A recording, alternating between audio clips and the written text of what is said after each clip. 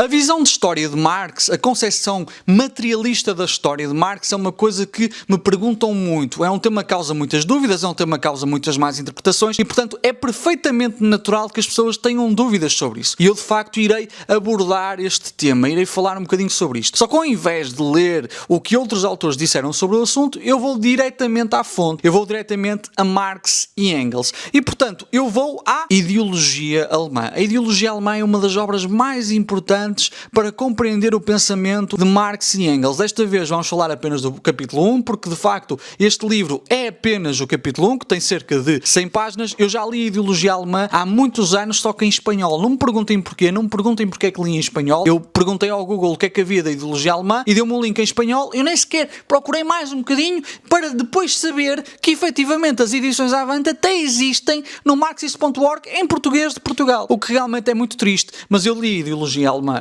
em espanhol e agora estou novamente com a ideologia alemã em mãos para vos apresentar, para vos falar um bocadinho sobre ela, para vos falar sobre alguns aspectos que eu considero importantes realmente sobre esta obra e, portanto, este episódio do Classe Literária será precisamente dedicado ao Ideologia Alemã, capítulo 1, edições Avante. Só para dizer quais é que são as edições, está bem? Portanto, bora lá.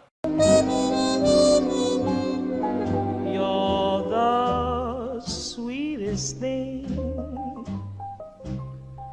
I have ever known, and to think that you are mine alone.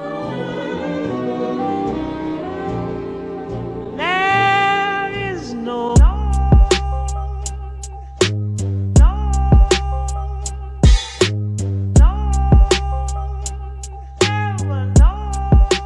Nós hoje vamos falar sobre a concepção de história de Marx. Acho que é muito importante que nós falemos sobre isso. São coisas a que eu já aludi em outros vídeos, mas eu acho que realmente é importante falarmos especificamente da ideologia alemã. E o que é que eu vou fazer neste vídeo? Neste vídeo eu vou, de facto, ler algumas passagens da ideologia alemã. O que é que eu fiz? Eu passei à mão algumas coisas que estão escritas no livro para um documento em Google Docs. Não é um documento Word, é um documento em Google Docs, é por isso que estou a utilizar a internet. Não sei porque é que estou a dizer isso, é apenas para encher chouriço, mas eu realmente passei algumas passagens, pesa a redundância, passei algumas passagens para o Google Docs e vou lê-las para vocês. E isto vai ser importante para realmente nós compreendermos o que é que os autores queriam dizer, o que é que Marx e Engels queriam dizer de uma forma que realmente construa mais proximidade da vossa parte com o pensamento deles. Esta também é uma maneira de nós fazermos uma espécie de leitura acompanhada, que não é bem uma leitura acompanhada porque nós não vamos ler o livro todo, mas vamos fazer uma espécie de leitura acompanhada, se vocês quiserem, se vocês tiverem a vossa edição do capítulo 1 da ideologia alemã, uma leitura acompanhada, por assim dizer, se bem que eu não vou dizer quais é que são as passagens, em que páginas é que elas estão, mas whatever, vamos fingir que é uma leitura acompanhada em que eu comento algumas coisas que eles vão dizer e vamos, portanto, falar sobre isto. Acho que é muito importante nós realmente falarmos sobre este tema. Antes de continuar com o vídeo propriamente dito, o meu nome é Miguel Faria, sou mestre em Ciência Política pela Escola de Economia e Gestão da Universidade do Minho, sou também doutorando em Ciência Política pela Escola de Economia e Gestão da Universidade do Minho. Aliás, doutorando em Ciência Política e Relações Internacionais pela Escola de Economia e Gestão da Universidade do Minho. Tenho aqui um canal de Ciência Política com viés marxistas. Se quiserem ajudar de facto o canal a crescer, façam o seguinte, coloquem gosto, comentem. Já sabem que não têm de comentar nada relacionado com o vídeo propriamente dito, podem apenas comentar aquilo que comeram ontem, que séries é que andam a ver, que jogos é que andam a jogar, que animes é que andam a consumir. No fundo, toda uma série de coisas para o algoritmo compreender que este canal tem tração e aumentar o alcance dos meus vídeos. Também tenho um Patreon, onde vocês vão ter acesso a conteúdos exclusivos por apenas 3€ por mês ou por apenas 2€ acesso a conteúdos de forma antecipada. Portanto, vamos lá falar daquilo que realmente interessa, daquilo que vos trouxe ao meu vídeo, que é precisamente a ideologia alemã, que é precisamente a concepção materialista da história. Ainda estou a ver como é que estou a fazer uma thumbnail interessante sobre isto, mas pronto, é o que é. Vamos lá. O Marx vai fazer aqui uma crítica àquilo a que ele chama a historiografia idealista. O Marx é um materialista, portanto acreditava que de facto a matéria existia antes da ideia ou existia apesar da ideia, apesar da percepção, independentemente da percepção do ser humano, a matéria existia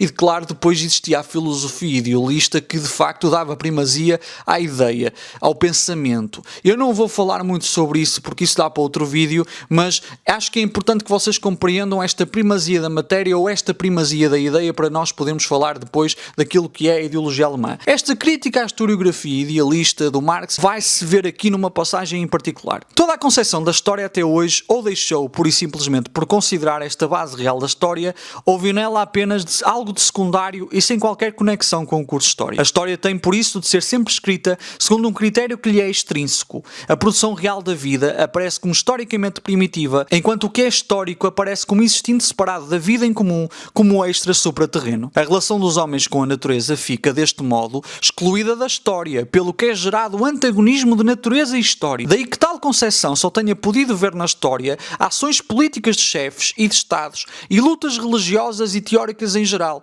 e tenha tido em especial em cada época história de partilhar da ilusão dessa época. Por exemplo, se uma época imagina ser determinada por motivos puramente políticos, entre aspas, ou religiosos, entre aspas, embora a religião, entre aspas, e a política, entre aspas, sejam apenas formas dos seus motivos reais, o seu historiógrafo aceita esta opinião. A ilusão, a representação destes homens determinados sobre a sua praxis real, é transformada no único poder determinante e ativo que domina e determina a praxis destes homens. O que é que o Marx quer dizer com isto? O Marx vai fazer uma crítica àquela historiografia que realmente vai pensar a história como um movimento de ideias ou até o movimento das ideias de homens providenciais ou o movimento relacionado com as disputas dos homens providenciais, portanto dos grandes líderes. Esta tendência para achar que a história se move apenas e só através de grandes líderes. E o grande problema é que compreende até esses homens como desconectados do seu próprio contexto, como desconectados da sua própria realidade material. O que é que o Marx quer dizer aqui com a questão da natureza? Basicamente ele está a dizer que há aqui uma dicotomia criada entre natureza e história, como se a transformação da natureza fosse apenas um aspecto primitivo da história do ser humano, ou seja, uma coisa deslocada da real história do ser humano. Mas vejamos, a transformação da natureza, a capacidade de transformar a natureza em instrumentos, é uma coisa que acompanha toda a história humana. E esse é o argumento de Marx. Marx vai dizer que é o fundamento, que é o fator estrutural. Por exemplo, eu tenho aqui este rato. Este rato resulta da transformação da natureza. Resulta da transformação de uma série de matérias-primas, neste caso pela Lenovo, neste rato. É tão simples quanto isso. Esse aspecto de transformação da natureza não acontece apenas nos primórdios daquilo que é a vida humana. Não, também acontece hoje em dia. Todos os materiais que nós temos, como por exemplo os livros, como por exemplo os computadores, como por exemplo este rato, como eu mencionei, como, enfim, toda uma série de coisas, como a câmara que me está a gravar ou o microfone que está a gravar o áudio, de facto são feitos a partir de um processo de transformação da natureza, transformação das matérias-primas que a mãe natureza nos dá em algo concreto, em uma ferramenta concreta. Então Marx realmente vai dizer que a única história que se faz relativamente a essa transformação da natureza coloca essa transformação da natureza numa coisa quase da pré-história e, em boa verdade, não é uma coisa dissociada de todo o crescimento, de todo o movimento da história humana. Então esse é o argumento do Marx, é que a historiografia idealista, e particularmente a historiografia idealista alemã, estava completamente dissociada da base material, dessa capacidade do homem de transformar a natureza. Então ele vai dizer, por exemplo, enquanto os franceses e os ingleses se agarram pelo menos à ilusão política, que está mais perto da realidade, os alemães movem-se no reino do espírito puro e fazem da ilusão religiosa a força motora da história. O Marx, como vocês viram na passagem anterior, antes desta, também vai dizer que realmente o que acontece é que os historiadores e quem analisava a história no geral se iam focar não naquilo que efetivamente eram os seres humanos determinados, mas a sua luta com base em representações, a sua luta com base em ideais políticos, a sua luta com base em ideais teóricos, esquecendo que de facto havia razões materiais subjacentes para o seu movimento, até porque o seu movimento era determinado pelo seu próprio contexto. Ele também vai dizer assim: o Sagrado Bruno chega mesmo ao ponto de afirmar que só a crítica e os críticos fizeram a história, são esquecidas todas as outras nações, todos os acontecimentos reais, o teatro mundial confina-se à Feira do Livro de Leipzig e às desavenças mútuas da crítica do homem e do único. E portanto, esta crítica contida na última frase vai ser feita a Bruno Bauer, Ludwig Feuerbach e Max Stirner. Esta ideia de que a história está na cabeça das pessoas, por assim dizer, que a história é um movimento de ideias, oculta o facto de que, de facto, o que precede estas ideias é uma base material para que elas sejam desenvolvidas. Então, é mesmo muito importante nós focarmos nesse aspecto. Este aspecto é o primeiro aspecto essencial. O Marx vai entender que a estrutura, a infraestrutura do movimento histórico é precisamente a questão das condições materiais. Porque as condições materiais vão ditar aqui uma série de coisas. A este objetivo de escrever uma história de um período anterior para fazer brilhar com mais fulgor, com mais brilho, digamos assim, ainda, a glória de uma personagem histórica e das suas fantasias, corresponde o facto de não se mencionar nenhum fato realmente histórico e de, em vez disso, se dar uma narrativa assente não em estudos, mas em construções e historietas de mexericos. Basicamente, o que é que o Marx está a dizer? É que havia gente que escrevia a história como se a história se tratasse de uma espécie de revista Nova Gente. É tão simples quanto isto. Podemos pôr isto desta forma. Marx basicamente vai dizer que os personagens históricos que eram exaltados e que eram realmente vistos como motores da história eram construídos como seres que derivavam as suas ideias quase do abstrato, quase de um plano metafísico. Quando esses homens, apesar de terem um papel histórico importante, não era o único papel histórico o deles, mas apesar de terem um papel histórico importante, as ideias que veiculavam, a forma como se comportavam, era fruto do contexto, era fruto da forma como viviam. Por exemplo, daqui a 200 anos vai-se falar de figuras históricas como, por exemplo, sei lá, talvez, imaginemos, falar-se-á bem ou mal de Jeff Bezos. Ora, Jeff Bezos não existiria da maneira que existe hoje, a Amazon não existiria da maneira que existe hoje se não houvessem computadores, se não houvesse computadores, se não houvesse internet, se não houvesse, em última instância, eletricidade. Eu nem queria ir tão longe, mas de facto é verdade. Se não houvesse uma série de processos materiais que antecederam aquilo que foi a existência de Jeff Bezos, a Amazon não existiria tal como nós a conhecemos. E, portanto, a ideia do Jeff Bezos, que é construída como um homem providencial, nunca pode ser desconectada daquilo que são as suas bases materiais. Ele não vai derivar as ideias do seu tempo do céu. A verdade é que o próprio Jeff Bezos vai estudar, por exemplo, em Princeton. Princeton resulta aqui de um conjunto de universidades de alto gabarito, com uma quantidade enorme de recursos, e essa quantidade enorme de recursos tem importância também na qualidade de ensino de Jeff Bezos. Enfim, se nós formos a ver, tudo tem aqui uma base material e o Marx vai fazer essa leitura, que é esta tentativa de descrever a história e os atores históricos como alguém que está desconectado de tudo o que o antecede, não é um exercício de história. É descrever factos como se fossem mexericos literários, mas esses factos não são verdadeiramente históricos, porque um ser que é desconectado do seu meio é um ser que é construído de forma ideal, e o objetivo de Marx era construí-lo de forma material. E construir um ser de forma material é precisamente compreender que ele é fruto do seu meio. A classe dominante e a consciência dominante são outros elementos que realmente explicam esta questão do materialismo, que explicam a forma como Marx entendia que a matéria precedia a ideia. A sua visão materialista do mundo acompanhava também a sua visão materialista da história. O que é que ele vai dizer sobre as ideias? Vai opor àqueles que acham que a história é uma evolução de ideias, basicamente, o facto de que as ideias da classe dominante são, em todas as épocas, as ideias dominantes. Ou seja, a classe que é o poder material dominante da sociedade é, ao mesmo tempo, o seu poder espiritual dominante. O que é que o Marx quer dizer com isto? Vamos concretizar de uma maneira muito fácil. Mas antes, vamos ler a próxima passagem. Os indivíduos que constituem a classe dominante também têm, entre outras coisas, consciência, e daí que pensem na medida, portanto, em que dominam como classe e determinam todo o conteúdo de uma época histórica, é evidente que o fazem em toda a sua extensão e, portanto, entre outras coisas, dominam também como pensadores.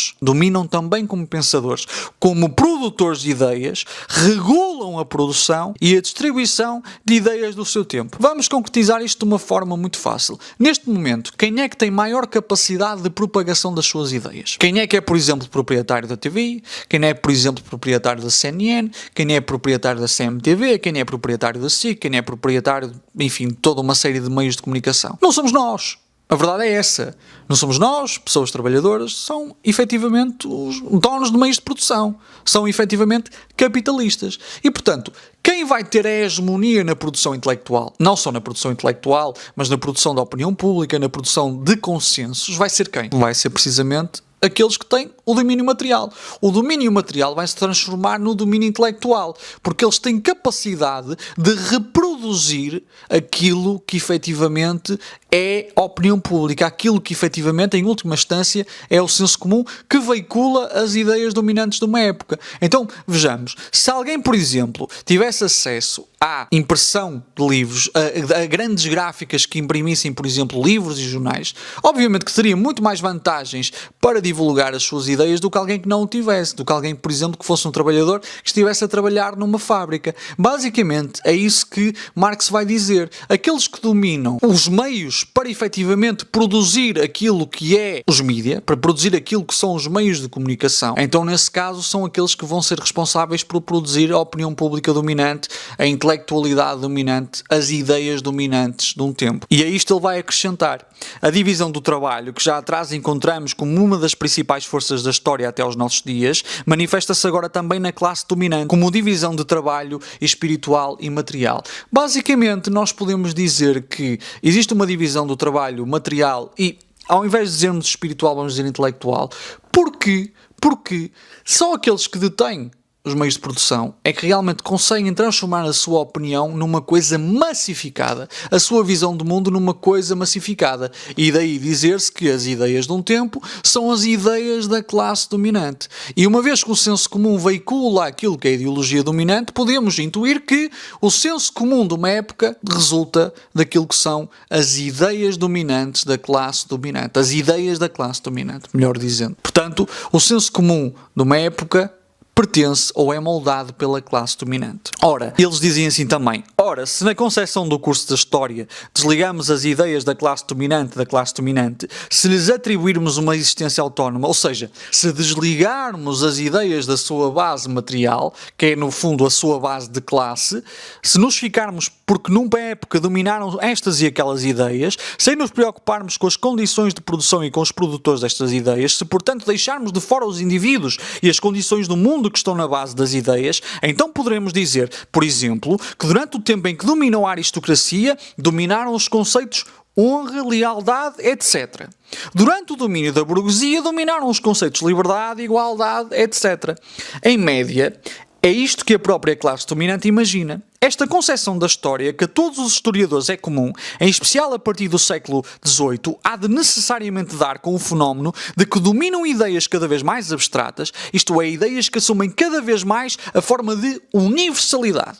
É que cada nova classe que se coloca no lugar de outra que dominou antes dela é obrigada apenas para realizar o seu propósito a apresentar o seu interesse como um interesse comunitário de todos os membros da sociedade, ou seja, a dar às suas ideias a forma de universalidade, a apresentá-las como as únicas racionais e universalmente válidas. O que é que o Marx está a dizer aqui? Como eu disse, quando nós desligamos as ideias da sua base material, nós conseguimos construir as ideias como algo autónomo, como algo que transcende a própria história, ou melhor, algo que pauta a história e algo que transcende da própria existência dos seres humanos, não é? Como se viesse de uma espécie de universo das ideias platónico. Então, quando nós achamos isso, nós também conseguimos mais facilmente achar que determinadas ideias são universais, quando em boa verdade essas ideias tornaram-se populares porque foram popularizadas por aqueles que detêm os meios de produção. Esta ideia de que as ideias são universais é o que faz com que o trabalhador se mantenha vinculado a um certo conjunto de pressupostos que realmente beneficiam a continuidade do modelo burguês de propriedade. E esta ideia de que, por exemplo, a propriedade privada dos meios de produção é inviolável, é considerada hoje universal, uma coisa universalizável, mas em boa verdade é uma coisa que assim foi construída e beneficia bastante aqueles que são os proprietários dos meios de produção, porque põe até os trabalhadores a defenderem a propriedade privada dos meios de produção. Uma vez separadas as ideias dominantes dos indivíduos dominantes e sobretudo das relações decorrentes de uma dada fase do modo de produção, e atingindo assim o resultado de que na história dominam sempre as ideias, é muito fácil abstrair destas ideias a ideia como se fosse uma espécie de ideia mestra, a ideia para a qual caminhamos, a verdadeira ideia para a qual caminhamos, como o que domina na história, e entender assim todas as diferentes ideias e conceitos como autodeterminações do conceito que se desenvolve na história. Enquanto na vida comum, cada shopkeeper sabe muito bem distinguir entre aquilo que alguém pretende ser e aquilo que é realmente, é verdade que a nossa historiografia ainda não atingiu este reconhecimento trivial. O Marx vai dizer que as ideias acabam por ser representações daquilo que é a base material e que quem discute as coisas pela representação tem um véu, não está a conseguir ver as coisas na sua plenitude, não está a ver a estrutura toda, se calhar está apenas a ver aquilo que é superestrutura e não está a ver a infraestrutura. E esse argumento do Marx é muito importante, é que ele vai dizer que na sua época os juristas, os historiadores, os filósofos vão ver as coisas pelas suas representações e não aquilo que efetivamente essas representações significam. Aquilo para o qual essas representações, em boa verdade, remetem e até aquilo que essas representações encobrem. Então, a superfície das lutas políticas, por exemplo, para Marx, vai ser aqui uma coisa que está no plano das representações. O que é que essas lutas políticas realmente significam do ponto de vista material? Marx vai aludir aqui também à alienação. Fala-se muito da alienação. E é tão simples quanto isto. A transformação dos poderes, relações das pessoas em das coisas por meio da divisão do trabalho também não pode ser abolida pelo facto de se banir da cabeça a sua representação geral, mas apenas pelo facto dos indivíduos submeterem de novo a si estes poderes das coisas e abolirem a divisão do trabalho. Isto não é possível sem a comunidade. Ora, vejamos. Esta divisão do trabalho no capitalismo são basicamente as relações de produção que nós conhecemos. Existe um proprietário dos meios de produção. Esse proprietário dos meios de produção não precisa de vender a sua força de trabalho porque tem esses meios de produção e tem exclusividade desses meios de produção. Não obstante, o trabalhador que não tem meios de produção, para conseguir subsistir, tem efetivamente de vender a sua força de trabalho a um proprietário dos meios de produção. Essa é a divisão essencial que nós vemos. Existem aqueles que efetivamente vão se utilizar da força de trabalho alheia e aqueles que vão vender a sua força de trabalho porque é a única coisa que realmente tem. Esta divisão do trabalho, esta divisão na produção, é o que determina basicamente o modo de produção capitalista. É esta propriedade, esta exclusividade, a propriedade privada dos meios de produção. Na comunidade, ele diz também isto, é que os indivíduos têm os meios de desenvolverem todas as suas direções e suas aptidões, só na comunidade, portanto, se torna possível a liberdade pessoal. O que é que Marx estava a dizer antes sobre a questão dos indivíduos serem dominados pelas coisas?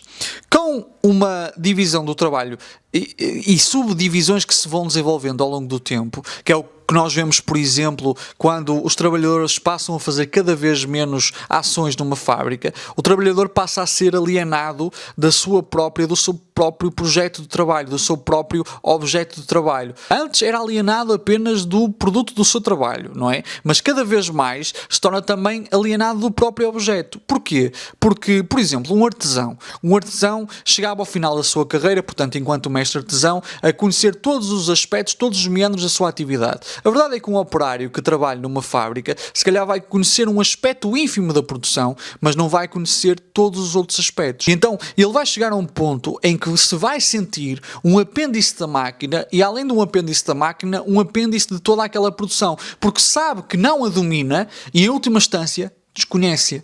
Então, apenas para Marx, a extinção desta divisão do trabalho, desta divisão entre proprietários dos meios de produção e aqueles que efetivamente trabalham, é que se pode acabar com este momento de alienação, em que o ser humano é alienado do seu próprio objeto de produção. A alienação é isto, é quando nós estamos no trabalho e estamos a participar na produção, mas nós nem sequer sabemos exatamente como é que o produto final vai ser, ou se soubermos, realmente não sabemos como é que foi a nossa contribuição, de que forma é que nós contribuímos para o produto final, ou se nós contribuímos e sabemos que contribuímos para o produto final, não sabemos que mais camadas é que o produto teve de levar para realmente chegar ao produto final, porque nós estamos apenas num segmento muito específico da produção. E então o Marx vai dizer que realmente a emancipação do trabalhador, enquanto aquele que domina o objeto e não aquele que é dominado pelo objeto, tem de realmente resultar aqui da socialização dos meios de produção e, portanto, aquilo que nos permite produzir as coisas que nós consumimos. Portanto, a coletivização basicamente a propriedade comunitária dos meios de produção. Portanto, a propriedade comunitária das fábricas, das terras agrícolas, etc, etc. O Marx também vai aproveitar para bater um bocadinho nesta ideia que já era propagada na altura de que os comunistas eram contra a liberdade. Isto não é possível sem a comunidade. Só na comunidade é que o indivíduo tem os meios de desenvolver em todas as direções as suas aptidões. Só na comunidade, portanto, se torna possível a liberdade pessoal. Nos substitutos procedentes ou precedentes da comunidade, no Estado, por exemplo, a liberdade pessoal existiu apenas para os indivíduos desenvolvidos nas relações da classe dominante e tão só na medida em que eram indivíduos desta classe. Na comunidade real, os indivíduos conseguem, na e pela sua associação, simultaneamente a sua liberdade. No fundo, o que o Marx está a dizer aqui é muito simples. Ele está a dizer, basicamente, que o ser humano só consegue atingir o máximo do seu potencial em comunidade. Voltemos ao exemplo do Jeff Bezos. O Jeff Bezos só conseguiu desenvolver a Amazon porque, de facto, já existia um computador, já existia eletricidade, já existiam, em última instância, livros, já existia toda uma série de produtos comunitários, de produtos da história da sociedade que realmente o permitiram fundar a Amazon. Ou seja, se ele vivesse no meio do mato, isolado do resto da comunidade, ele não teria acesso a esses produtos da sociedade. Marx entende que a intensificação da vida comunitária realmente potencializa o potencial do indivíduo, pesa a redundância. E ele também vai dizer uma coisa interessante, que é, na representação, e portanto não necessariamente na base, mas na representação, naquilo que são as representações, naquilo que são as ideias, os indivíduos são por isso, sob o domínio da burguesia, mais livres do que anteriormente, porque as suas condições de vida lhes são acidentais. Ao passo que no feudalismo era apregoada a ideia de que alguém nascia com uma função específica na sociedade, quase que atribuída por Deus, se não atribuída por Deus, no capitalismo vai ser vendida a ideia da ascensão social. E se tu não ascendes socialmente, se não consegues realmente passar a ser um burguês, não é porque está socialmente instituído que tu pertenças a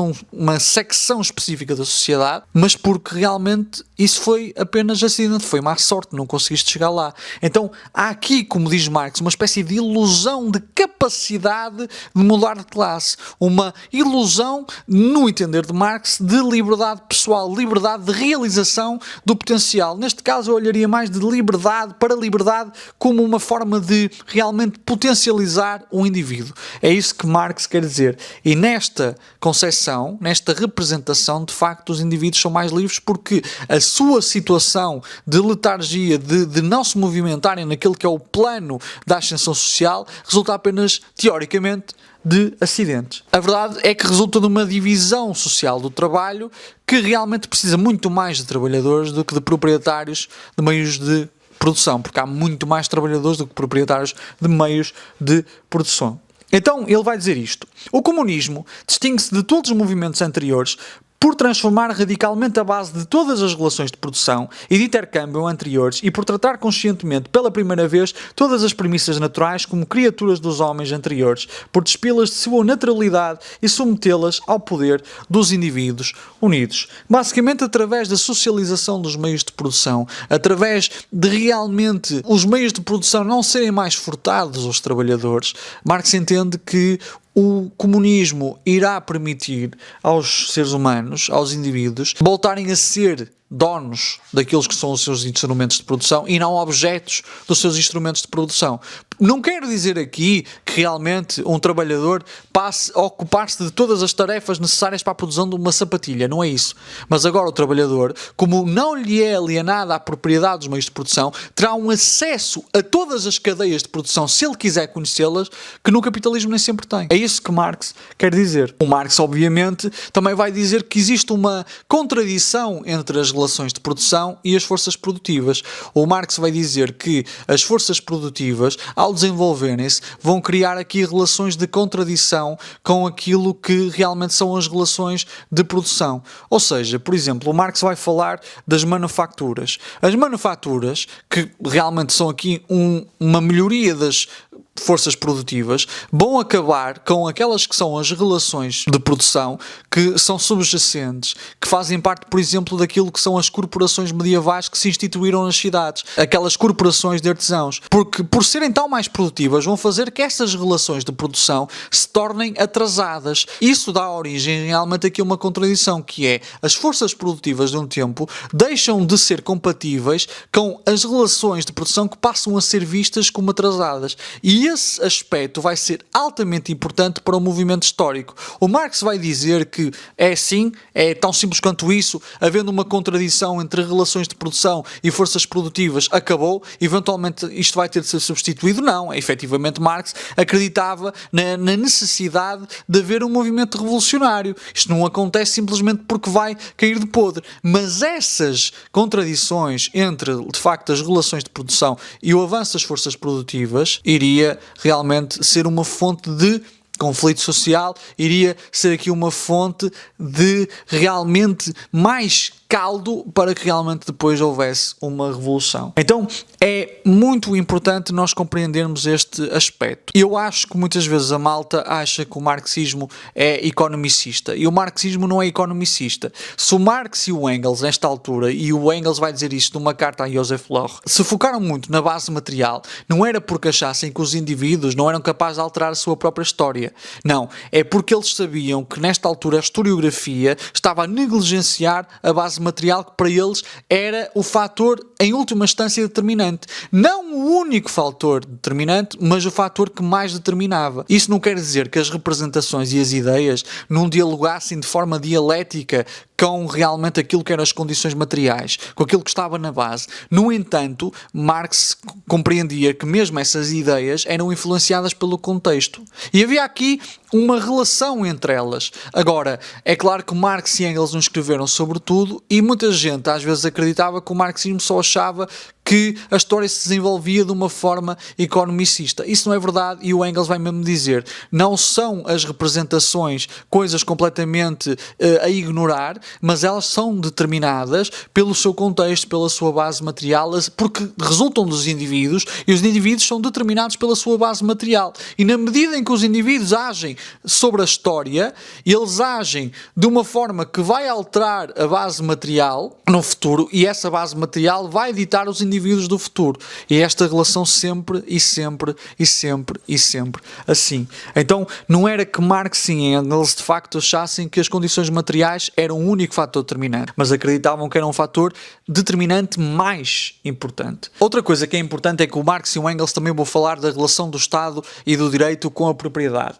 Eles vão dizer o seguinte: pela emancipação da propriedade privada em relação à comunidade, o Estado adquiriu uma existência particular a par e fora da sociedade civil, mas ele nada mais é do que a forma de organização que os burgueses se dão, tanto externa como internamente, para a garantia mútua da sua propriedade e dos seus interesses. No fundo, o que é que o Marx e o Engels está a dizer? Que o Estado atende aos interesses da classe dominante. E, de facto, no século XIX e a primeira metade do século XX, realmente é interessante dizer que o Estado, é ainda mais interessante dizer que o Estado realmente é o Estado da classe dominante, porque nós podemos ver que o sufrágio era censitário. O que é o sufrágio censitário? O sufrágio censitário determina que só podem votar aqueles que tiverem propriedade. E em certas circunstâncias, em certos países, também determinava que os que tivessem até um X de propriedade, de realmente capital, só podiam votar, e aqueles que passavam desse platô de capital já podiam ser eleitos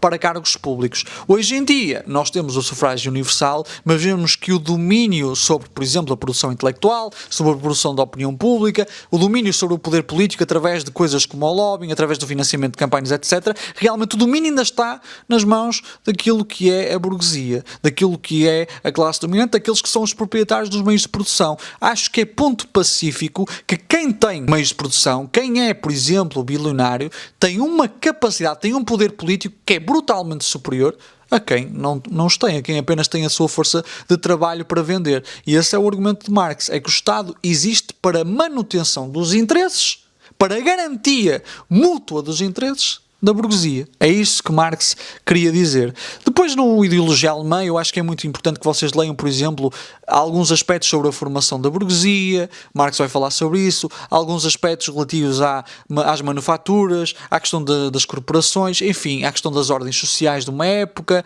Vai mostrar como é que as ordens sociais de uma época passam a ser um atraso para as próprias forças produtivas, porque, por exemplo, para realmente ser possível construir grandes indústrias em grandes sítios, iria ser necessário abolir os privilégios feudais, por exemplo, como foi o caso da França. Enfim, há muitos aspectos aqui que podem ser abordados e que poderiam ser abordados em outro vídeo, mas eu acho que é realmente importante nós mencionarmos estes aspectos, porque para mim estes aspectos são alguns pressupostos básicos que vos podem ajudar a compreender a base material da historiografia de Marx. Eu gostava também de ler aqui uma parte em que diz o Marx isto, ou Marx e Engels isto. Pelo que até hoje, em todas as etapas históricas, o homem foi substituído aos individuais e apresentado como uma força motora da história. Vocês dizem assim, sim, mas os indivíduos de facto têm aqui um potencial de determinação da história. E é claro que tem, mas Marx não diz o homem, diz o homem, com letra maiúscula e entre aspas. Todo o processo foi assim tomado como processo de autoalienação do homem. Por meio desta inversão, que desde o princípio abstrai das condições reais, foi possível transformar toda a história num processo de desenvolvimento da consciência. Então o que é que o Marx está no fundo a dizer aqui? A história, e até o próprio Feuerbach vai cair neste erro, examina o homem não como aquele indivíduo determinado pelas suas condições, pelas condições de um tempo, mas como um ser abstrato que vai derivar as suas ideias, que vai derivar a sua consciência a partir de algo que não está situado na realidade material. E assim sendo, vai-se compreender que o movimento histórico, o movimento do homem, é um movimento de superação das consciências. Porque se as consciências de facto estão situadas naquilo que é um plano que transcende a materialidade, então a base material da história não serve para absolutamente nada. Então eu quero deixar-vos com isto. Este é um ponto para mim muito importante. Marx vai virar aquilo que é o estudo da história, o estudo da historiografia, ao contrário. Ao invés de começar pela ideia, vai começar precisamente pelo contrário, vai começar pela base material e vai perceber de facto que até as ideias de um tempo resultam da base material desse tempo. A divisão social do trabalho é o que vai determinar quem realmente vai ter a capacidade de produzir a intelectualidade de um tempo, a opinião pública de um tempo, no fundo, as ideias de um tempo e mais do que isso, o senso comum de um tempo, que às vezes consegue ser a coisa mais importante. Há muitas coisas que eu não mencionei. Neste vídeo. Eu podia dar aqui 3 ou 4 horas a falar só sobre o primeiro capítulo da ideologia alemã, mas eu acho que nós podemos abordar isso em outros vídeos e eu depois vou fazer um vídeo mais estruturado para falar sobre a concepção histórica de Marx. Eu mencionei apenas aqui alguns pontos da ideologia alemã que achei que seriam importantes para vocês realmente poderem ter uma primeira abordagem a este tema. Está bem? Espero que tenham apreciado. Novamente, o meu nome é Miguel Faria, sou mestre em Ciência Política pela Escola de Economia e Gestão da Universidade do Minho, sou doutorando em Ciência Política e Relações Internacionais pela Universidade do Minho, também pela Escola de Economia e Gestão da Universidade do Minho. Tenho aqui um canal de Ciência Política, portanto subscrevam, ativem o sininho, metam gosto, comentem, por favor comentem, a sério, isso ajuda mesmo o algoritmo a compreender que este canal tem interação. Se querem mais conteúdos como estes, digam nos comentários e sigam também as minhas redes sociais, o meu Instagram em particular, que é onde sou mais ativo. Eu realmente tenho mesmo muita coisa no Instagram. Se vocês quiserem aceder a mais conteúdos, podem fazê-lo através do Patreon, onde eu tenho conteúdos exclusivos, e eu vou começar a fazer uma espécie de aulas em live. Eu vou começar a ser mais ativo quer no YouTube, quer no Patreon. Portanto, acho que vai ser um momento bonito para vocês acompanharem o meu canal. Digo também que este vídeo será publicado no Spotify. E eu estou a considerar ainda outras plataformas onde vou meter o áudio do vídeo, que sejam tipo o Spotify, se bem que o Spotify agora dá para ter vídeo também, por exemplo, o Google Podcast e coisas assim. Ainda estou a pensar, mas no Spotify isto vai estar, está bem? Espero que tenham apreciado, meus amigos. Até o próximo vídeo. Associações, sindicatos e partidos. As classes dominantes têm horror aos partidos. Associações, sindicatos e partidos. As classes dominantes têm horror aos partidos.